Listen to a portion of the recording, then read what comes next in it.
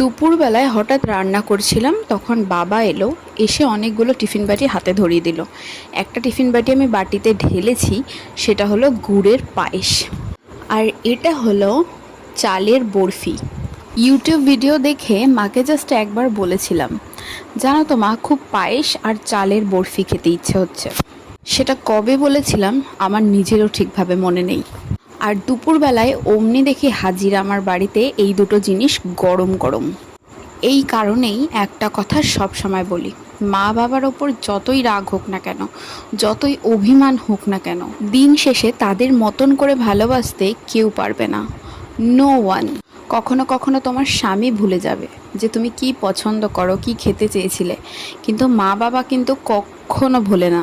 তাহলে এবার তোমরাই বলো যে আমি মা বাবার টান টানবো নাকি অন্য কারোর? যাদের ছত্রছায়ায় এতটা বড় হলাম তাদেরকে আপন বলবো না অন্য কাউকে?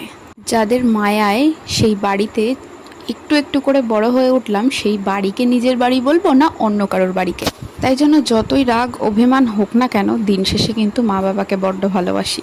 তারা ছাড়া আপন কেউ নেই।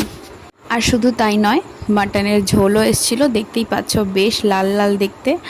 আর এখানে আরও এক বাটি পায়েস এসেছিলো, দারুণ হয়েছিল খেতে।